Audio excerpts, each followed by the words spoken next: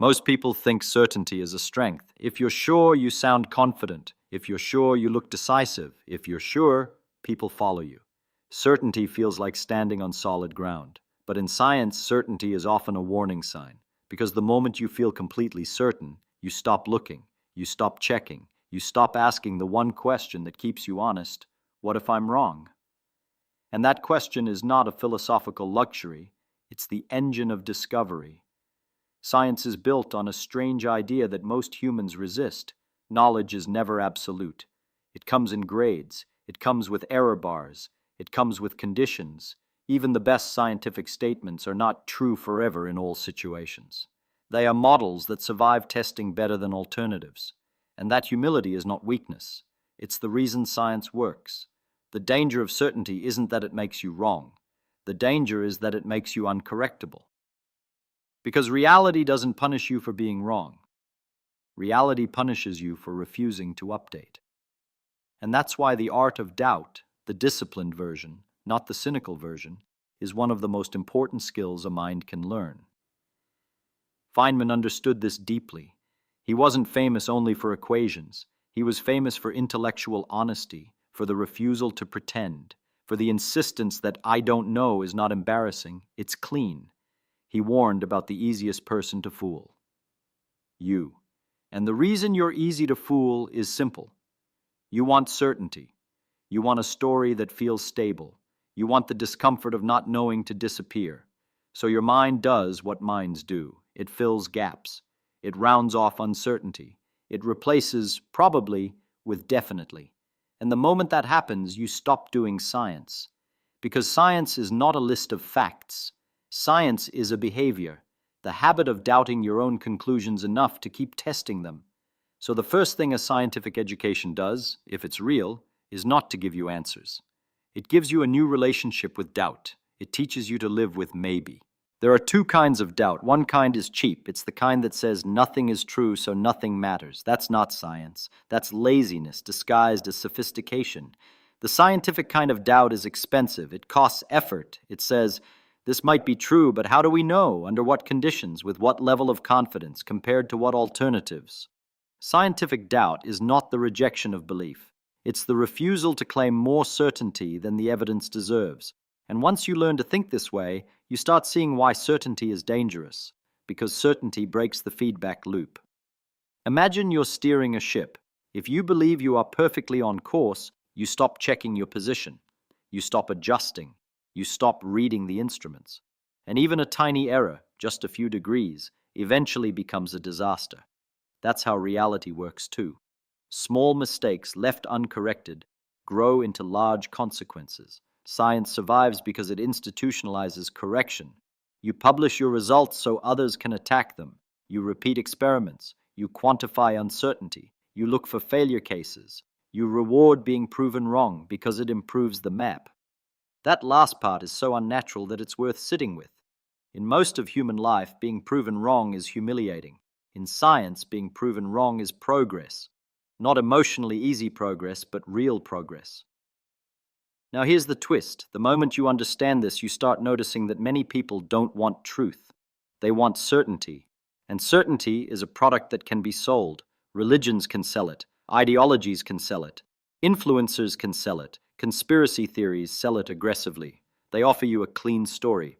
Villains, heroes, simple causes, simple answers. No error bars, no nuance, no we're not sure. And the mind loves that. Because uncertainty feels like danger. It feels like vulnerability. It feels like standing in open space. But nature does not care what your nervous system prefers. Nature is not obligated to be simple. So the scientific habit, doubt, is not just a method. It's a psychological upgrade. It lets you remain functional even when the world is complex. It teaches you to say, I don't know yet. I might be wrong. Let's test it. Those three sentences are the opposite of certainty, and they are the foundation of every scientific revolution. Now, why exactly is certainty dangerous in science? Because certainty makes you stop seeing. It narrows your attention until the only evidence you notice is evidence that agrees with you. And there is a name for that: confirmation bias. But the deeper problem is not bias itself. The deeper problem is identity. Once a belief becomes part of who you are, doubt feels like self-attack. You're not just questioning an idea, you're questioning your tribe, your status, your past decisions, your self-image.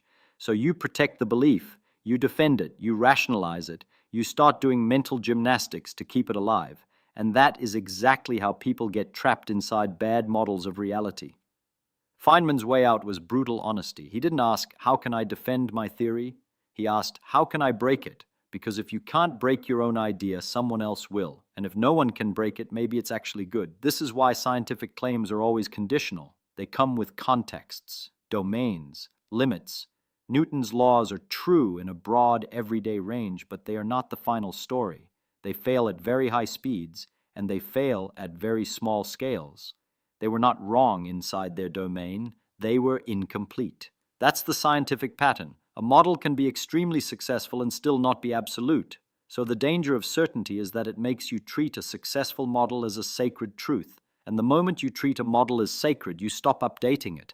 That's when science turns into dogma. And dogma is not a scientific failure. Dogma is a human failure. It is what happens when the desire for psychological comfort overrides the commitment to reality.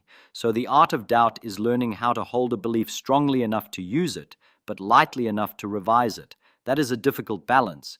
Too much doubt and you become paralyzed. You never commit to any model, you never build anything, you never act. Too much certainty and you become rigid. You act decisively, but in the wrong direction, and you refuse to correct. Science lives in the middle, confidence proportional to evidence, doubt proportional to uncertainty.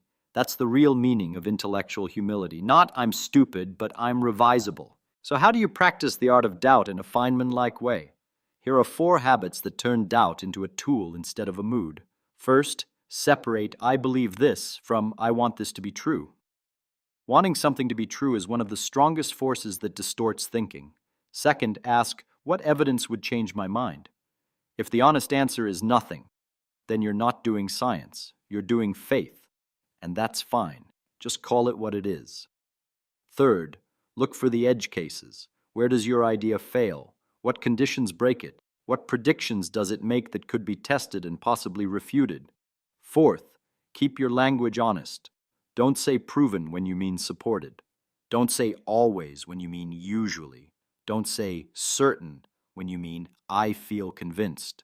Small language upgrades create big thinking upgrades because they prevent your brain from inflating confidence beyond evidence.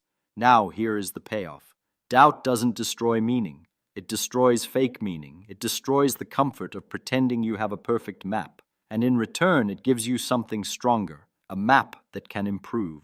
That is why certainty is dangerous in science. Not because certainty is always wrong, but because certainty ends the conversation with reality.